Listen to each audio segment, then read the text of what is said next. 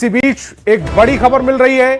Khan GS studies पर हमला मामले से जुड़ी पटना से बड़ी खबर है।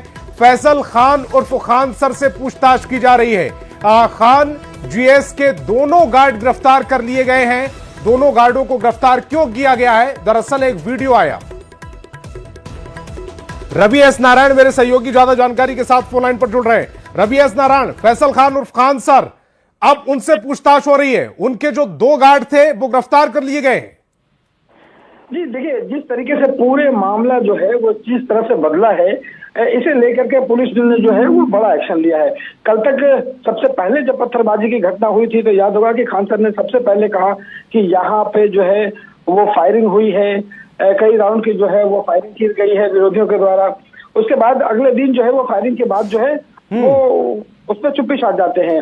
दूसरा है कि पुलिस ने भी इस बात को कहा कि जो सीसीटीवी फुटेज दिए गए थे उनके द्वारा उसमें फायरिंग की बात कहीं नहीं थी।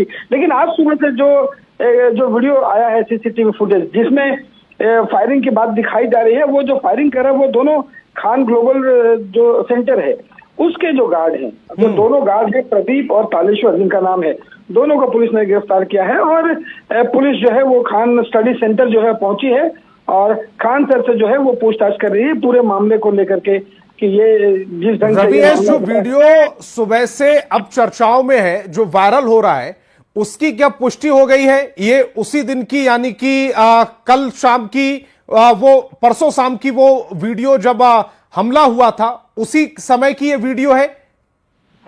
जी बिल्कुल। और जो जानकारियां मिल रही हैं उसके मुताबिक पुलिस ने स्पष्ट रूप से कहा है कि इस पूरे मामले में जो दोनों गार्ड गिरफ्तार किए गए हैं उन्होंने फायरिंग करने की बात कबूल ली है। उन्होंने खुद कहा है कि उस दौरान जो है उन्होंने फायरिंग किया है।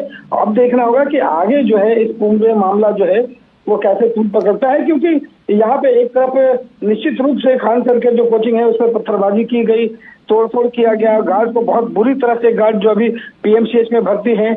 लेकिन दूसरी तरफ ये जो वीडियो चल रहा है जिसमें इनके गार्ड ने खुद फायरिंग की और खुद कबूल भी रहे हैं, अब देखना होगा कि दोनों गिरफ्तार किए गए हैं, पुलिस आगे क्या एक्शन लेती है।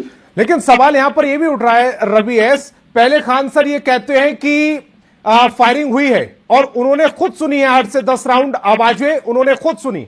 उसके बाद अगले दिन उसका जिक्र नहीं होता है और वो इस बात से मुकर जाते हैं कि उनका दरअसल स्टेटमेंट ये आया कि अफड़ा तफड़ी में जो लोगों ने कहा वो बात उन्होंने कह दी। हालांकि पहली जो स्टेटमेंट था उन्होंने कहा कि मैंने खुद सुना था, और अब जो खबर आ रही है उसके मुताबिक जो उनके दो गार्ड हैं उन्होंने फायरिंग की है। सबसे पहले खान सर ने क्या कुछ कहा वो अपने दर्शकों को सुनवाते।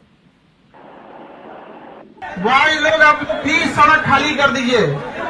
बॉय लोग प्लीज अपने अपने लॉन्च हॉस्टल चले जाइए।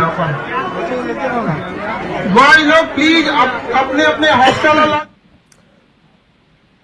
रवि एस नारायण अभी तो अपील करते हुए नजर आ रहे हैं कि खाली कर दीजिए जगह को, अपने अपने घर चले जाइए। लेकिन सवाल मेरा अभी भी वही है, पहले वो कहते हैं कि फायरिंग हुई है, दोबारा से कहते हैं फायरिंग नहीं हुई, उनको गलत इंफॉर्मेशन दी थी और उसके ब्याह पर उन्होंने कह दिया। और अब जब वीडियो आ रहा है तो उसमें पुष्टि हो रही है कि फायरिंग हुई है, लेकिन फायरिंग करने का जिस पर आरोप लग रहा था दरअसल उन्होंने फायरिंग नहीं की, फायरिंग की है उन्हीं के गार्डों ने, जिन्होंने अब स्वीकार भी कर लिया है, कबूल भी कर लिया है। देखिए, यही सबसे चौंकाने वाली बात है कि पहले दिन खान सर ने जिस तरीके से कहा कि हम लोग अंदर थे और 8-10 रंग फायरिंग जो हुई है वो आवाज हम लोगों तक मिली है, लेकिन दूसरे दिन वो सवाल मैंने खुद खान सर से वो कोचिंग के सामने जिस ढंग से लड़के लोग जो हंगामा कर रहे थे मैंने खुद पूछा था और उन्होंने उस बात को बड़ी संजीदगी के साथ जो है वो टाल गए थे। पुलिस ने भी जो अपना प्रेस विज्ञप्ति जारी किया था उन्होंने भी कहा था कि सिर्फ पत्थरबाजी और तोड़फोड़ की बातें जो है उस सीसीटीवी फुटेज में आती है। लेकिन आज जो सीसीटीवी फुटेज वायरल हुआ है उसने पूरी चीजों को जो है वो बदल के रख दिया है।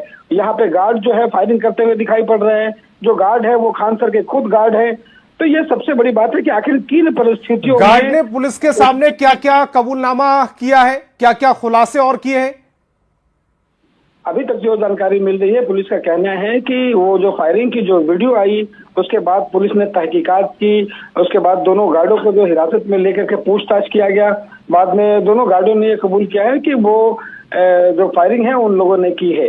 अब देखना होगा कि ये पूरी जो परिस्थितियां थी उन किन परिस्थितियों में ये तमाम चीजें हुई है और पुलिस जो है अपने कार्रवाई को आगे किस दिशा में ले जाती है। अभी फिलहाल खान साहब से भी जो है वो पुलिस ने पूछताछ किया है कि पूरा जो मामला है किस कदर बदला है, लेकिन देखना होगा कि आगे दोनों वर्चस्व की जो लड़ाई है, कोचिंग के वर्चस्व की जो लड़ाई है, उस लड़ाई में अगला मोड़ कैसा आता है, थोड़ा इंतजार करना होगा जी। लेकिन यहां पर एक और सवाल उठ रहा है, जब ये आरोप लगाया गया था कि रोशन आनंद पर उनकी तरफ से ये तोड़फोड़ की गई, उनकी तरफ से ये फायरिंग की गई, तब कई सवाल खड़े हो रहे थे। अब चूंकि जो पीड़ित पक्ष अपने आप को बता रहा था वो इसमें अब निर्णायक भूमिका में आ गया है, उसका जो वीडियो वायरल होने के बाद इसके पीछे की मंशा क्या नजर आ रही है? क्या फंसाने की साजिश के तहत ये झूठ बोला गया था, या वाकई ये जो पूरा हमला हुआ है ये एक साजिश के तहत किया गया है? इसके पीछे की मंशा क्या नजर आ रही है?